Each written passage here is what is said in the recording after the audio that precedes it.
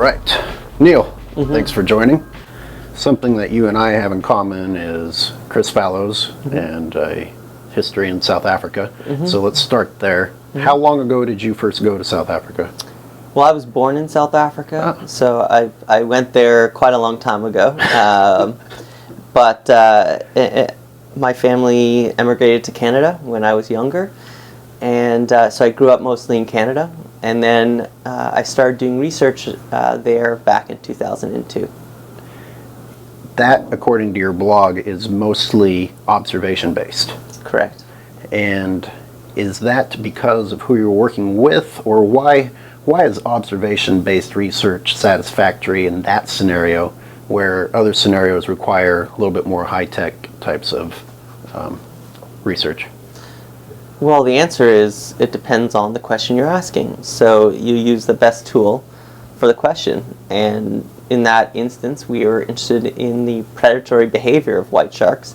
And, luckily, the sharks are breaching right in front of you. So, you can see what happens. So there's no need to, do any types of things like tagging the animal or taking samples. That's just not the questions we were asking. The best tool in that case was, sit on a boat and observe.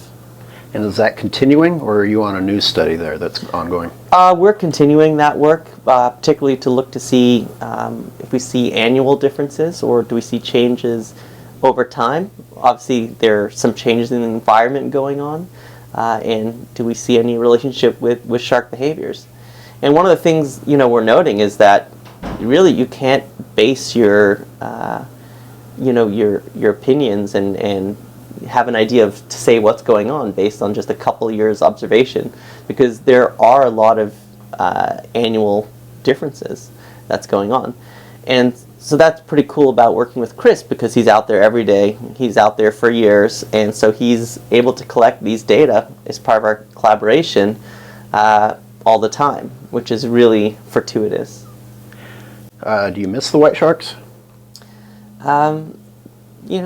When I'm not there, certainly miss the white sharks. But they're a really unbelievable animal to work with, and studying their predations on seals is certainly one of the most fascinating things in nature. And to see a predation event is one of the most fascinating things and exciting things in nature. So certainly miss being out there and seeing that when I'm not there. But you get to go back, so you don't have I time go to miss back them too badly.